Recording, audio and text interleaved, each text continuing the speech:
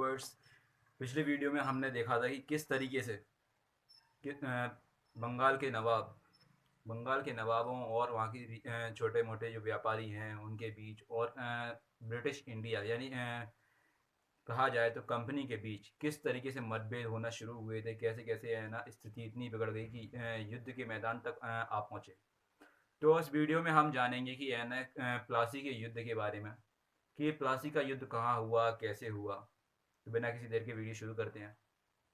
तो देखिए क्या था कि उस समय मैंने आपको 3 नवाबों के नाम बताए थे, जिसमें से सबसे आखिरी नवाब थे अली वर्दी खान। देखिए यहाँ पे अली वर्दी खान का शासन 1740 से 1756 तक दिया हुआ है। ठीक है ना। तो 1740 से 1756 के बाद यानी कि 1756 में उनकी मृत्यु हो गई थी। उनकी मृत्यु के बाद उनके पोते सिराजुद्दौला को उनका बंगाल का नवाब घोषित कर दिया गया। अब क्या था, जो अंग्रेज थे यानी कंपनी थी, कंपनी सिराजुद्दौला से बहुत ज़्यादा डरती थी। अब डरने का मुख्य कारण तो ये था कि उनका व्यवहार कुछ ज़्यादा ही खड़ूस था। और देखा जाए तो वो उनके व्यवहार में है ना कुछ ऐसे चेंजेस भी थे कि जैसे शेर आ गया हो जंगल में, जिस तरीके से शेर से डरते हैं ऐसे ही है ना सिराजुद्दौला से पूरी कंपनी डरती थी। क्योंकि वो बहुत ही ज़्यादा स्ट्रिक्ट नियम और मतलब नियम फॉलो करने वाले लोग थे, और साथ ही साथ ईमानदार थे वो कभी किसी मतलब बेईमान का साथ नहीं देते, और बेरहम थे बिल्कुल। अगर किसी ने धोखा दिया है तो उसे हटा ही दिया करते थे बिल्कुल, चाहे जान से हो चाहे वैसे भी हो। उससे उन्हें कोई मतलब नहीं होता था, क्योंकि वो हमेशा है ना ईमानदार रहे और अपने आसपास ईमानदार लोगों को रखा करते थे। लेकिन बोला जाता है कि ईमानदार लोग कभी भी है ना जाना समय तक जिंदा नहीं रह पाते। ऐसे ही सिराजुद्दौला के साथ हुआ। क्या था कि है ना जब 1956 में जब उन्हें सिराजुद्दौला को बंगाल का नवाब घोषित कर दिया गया, तब कंपनी बहुत ज़्यादा डरी हुई थी। तो कंपनी को है ना उनसे इतना मतलब गुस्सा इतनी आ रही थी कि अब जो सिराजुद्दौला इतना ईमानदार है तो हमारा व्यापार कैसे चलेगा। तो उन्हें अपने व्यापारी की कुछ ज़्यादा ही टेंशन होने लगी। तो दिक्कत क्या थी कि अब उन्हें एक ऐसी मतलब एक ऐसा नवाब चाहिए था, ऐसे कठपुतली नवाब चाहिए था जी। अगर वो कहे कि भाई हमारा सामान है, इसे आज संभाल के अपने महल में रख लो, तो वो रख लेगा। अगर उसे कहो कि है ना हमें इतनी सस्ती कीमत में ये चीज़ चाहिए, तो ला के तुरंत दे देगा। एक तरीके से कठपुतली नवाब होना चाहिए था जो उनके इशारों पे नाचता रहे इधर से उधर। इससे क्या होगा कि उनके व्यापारी व्यवस्थाओं में और कई सारी सुख सुविधा चीज़ों में उन्हें मदद मिल सकती थी। तो इन सब चीज़ों का ध्यान रखते हुए उन्होंने है ना सोचा कि सिराजुद्दौला के इतने कॉम्पिटिटर हैं, यानी कि प्रतिद्वंदी हैं, तो उन सभी को क्यों ना ऑफर दिया जाए। तो उन्होंने क्या किया कि उन सभी को ऑफर देना शुरू कर दिया कि तुम में से जो भी बंगाल का नवाब बनना चाहता है, सिराजुद्दौला के खिलाफ खड़ा हो जाए और उसे मारने की कोशिश करे, ताकि और हम उसका सपोर्ट करेंगे। सामने से नहीं, मतलब पीछे से हम सपोर्ट करेंगे, लेकिन करेंगे किसी ना किसी तरीके से। अब क्या था कि धीरे धीरे करके है ना जब ये बात सिराजुद्दौला तक पहुंच गई, तो सिराजुद्दौला ने है ना क्लियर वार्निंग दी कंपनी को कि यार तुम तो एक काम करो, या तो है ना अपने तुम ये काम धंधे छोड़ दो बिल्कुल, और अगर तुम ये नहीं छोड़ते हो, देखो सबसे पहली बात तो तुम अपनी हरकतें बंद करो। जो तुम हमारे राज्य के बीच में राजनीतिक मामलों में तुम बोल रहे हो, ये तुम्हारा अधिकार नहीं है, पहली बात। ठीक है ना। और दूसरी चीज, जो तुमने जो कर अभी तक दिया नहीं है, इतने सालों का जो कर रखा हुआ है, अब वो कर जो तुमने दिया नहीं है, अब वो कर तुम्हें चुकाना पड़ेगा, चाहे कैसे भी चुकाओ। लेकिन क्या था कि कंपनी की ये बहस कुछ ज़्यादा ही तरीके से चलने लगी, और ये बात इतनी ज़्यादा बिगड़ गई कि है ना दोनों को संभालना मुश्किल ही हो रहा था।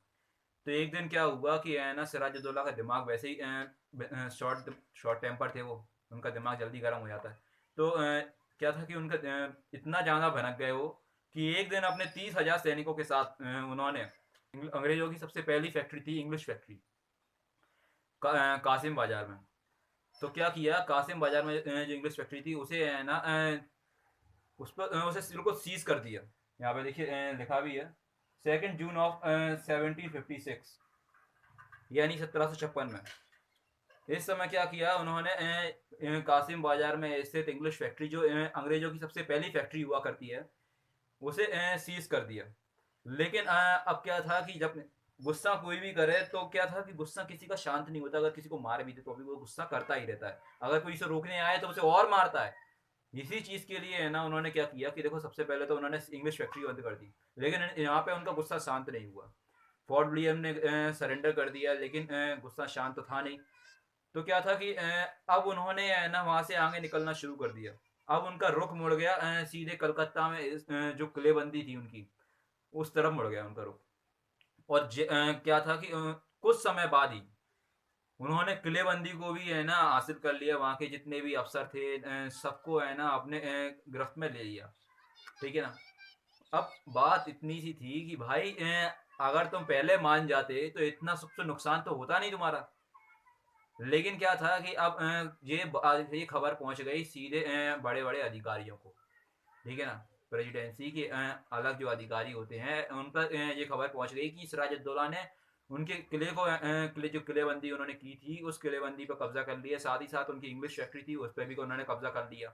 अब ये बात उन्हें कुछ ज़्यादा खनक सी गई। तो उन्होंने है ना रॉबर्ट क्लाइव को बोला, यार तुम एक काम करो, अपने हमारी जो सेना है इसका नेतृत्व करो और इस सेना को लेके जाओ।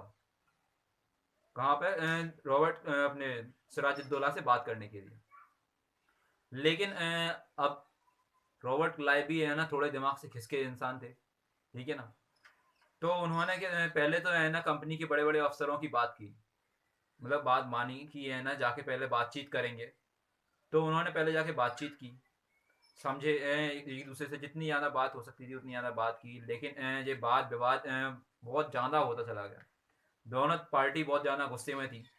तो क्या था कि 1757 में सिराजुद्दौला ने है ना प्लासी के मतलब युद्ध प्लासी के मैदान में युद्ध करना शुरू कर दिया, जिसकी वजह से है ना इसे प्लासी का युद्ध भी कहा जाता है। और इसमें क्या हुआ कि है ना सिराजुद्दौला का एक सेनापति था, कई सारे सेनापतियों में से एक सेनापति था, मीर जाफर। उस मीर जाफर ने है ना सिराजुद्दौला के साथ युद्ध में पार्टिसिपेट किया ही नहीं, मतलब भाग लिया ही नहीं। अब इसकी वजह से क्या परिणाम निकला कि उन्होंने जो युद्ध लड़ रहे थे सिराजुद्दौला, वो उस युद्ध को हार गए। अब हालांकि वो हारते तो नहीं, अगर सिराजुद्दौला मीर जाफर अगर अपनी सेना के साथ अगर उस युद्ध में सम्मिलित होता तो।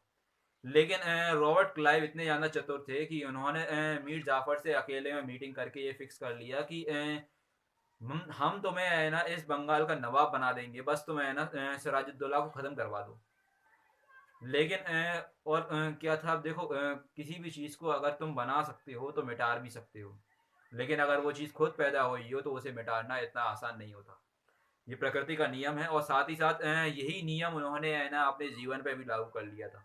अब क्या था, अंग्रेजों ने है ना उसे बनाने की ताकत तो रख ली कि हम कैसे इसे बना देंगे। लेकिन मीर जाफर, उसे इस बात का अनुमान नहीं था कि किस तरीके से है ना वो बात को कहाँ से कहाँ लेके जा रहा है। वो एक नौकर बनने के लिए तैयार हो गया।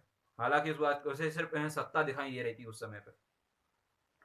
तो कुछ समय बाद जब सिराजुद्दौला को मार दिया, मतलब वहां से उसे हरा दिया, और हराने के बाद प्लासी के मैदान के मतलब युद्ध के बाद उसे तुरंत मार दिया गया।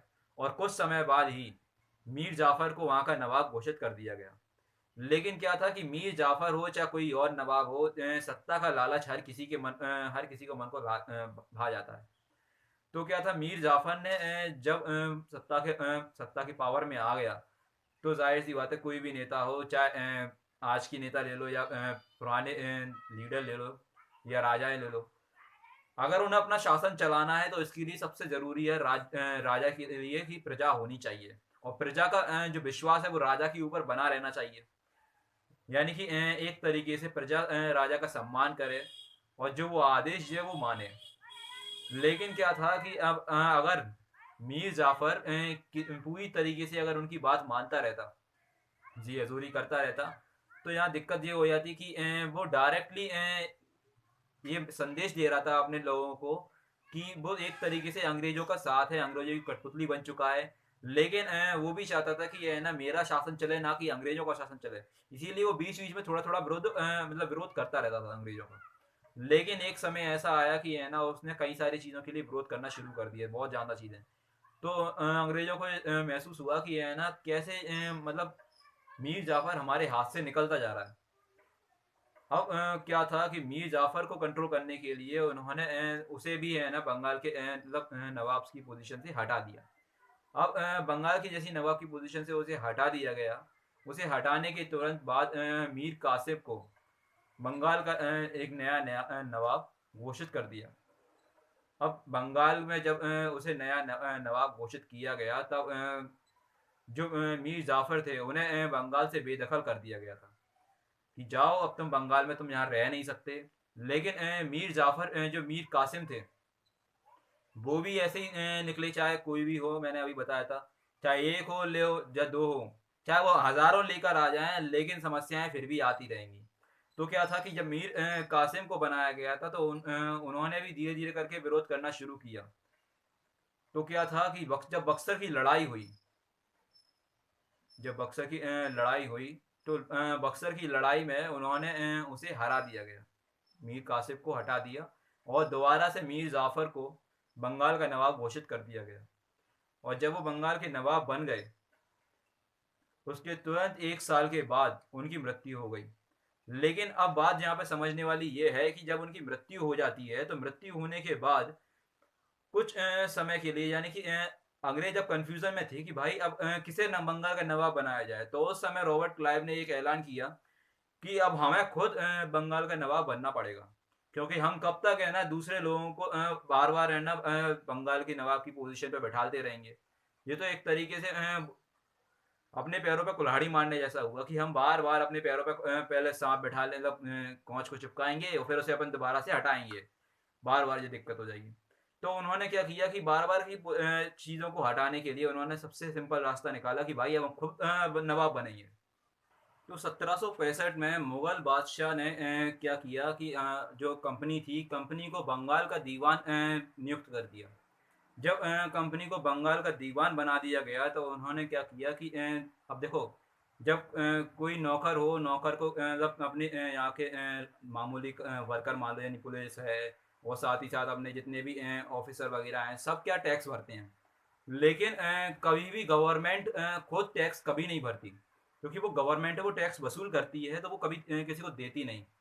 तो क्या था कि ऐसे ही है ना, जब अंग्रेज बंगाल के नवाब बन बैठे तो यानी कि अब उन्हें सबसे बड़ा फायदा ये हुआ कि उनका जो टैक्स था, कई सालों का जो टैक्स था, अब उन्हें भरने की जरूरत नहीं थी। कई सालों का टैक्स उनका बच गया। ये उनका सबसे बड़ा मुनाफा हुआ। और साथ ही साथ जो प्लासी का युद्ध था, जिस अंग्रेजों के लिए एक बहुत ही बड़ा मतलब बहुत ही बड़ी विजय थी, यानी कि एक तरीके से बहुत बड़ा कंपटीशन उन्होंने जीत लिया भारत का। क्योंकि इस युद्ध के बाद बाकी के जितने भी नवाब थे या जितनी भी बड़ी बड़ी पोस्टों पे जमींदार वगैरह थे, वो सभी के सभी इतने ज़्यादा डर गए थे कि उन्होंने है ना कंपनी के खिलाफ खड़े होना बंद ही कर दिया, क्योंकि वो बहुत ही ज़्यादा डर चुके थे। अब क्या था कि जब 1765 में जब कंपनी बंगाल की दीवानी उन्होंने हासिल कर ली तो उसके बाद उन्होंने धीरे धीरे करके है ना वहाँ के लोगों पे राजस्व तय करना, मतलब राजस्व वसूलना शुरू कर दिया। बट क्या था कि उन्होंने कोई सिस्टम तय तो किया नहीं था कि राजस्व वसूलेगा कौन, कैसे वसूला जाएगा। तो लेकिन उन्होंने क्या कर दिया कि भाई एक फिक्स अमाउंट तय कर दिया कि हमें इतना पैसा तुम्हें महीने टू महीने या सालाना तुम्हें हमें चुकाना पड़ेगा। लेकिन बोला जाता है कि कभी ना कभी किसी ना किसी चीज़ का अंत तो होना ही है। तो अगली वीडियो में हम फिर मिलेंगे और देखेंगे कि किस तरीके से कंपनी का बंगाल के जो नवाब बन बैठे हैं, इसका अंत किस तरीके से होता है। तब तक के लिए बाय। और अगर इस वीडियो को आपको पसंद आई हो तो थोड़ा सब चैनल को सब्सक्राइब कर दीजिए, ताकि आने वाली वीडियो को है ना आपको मिल सके।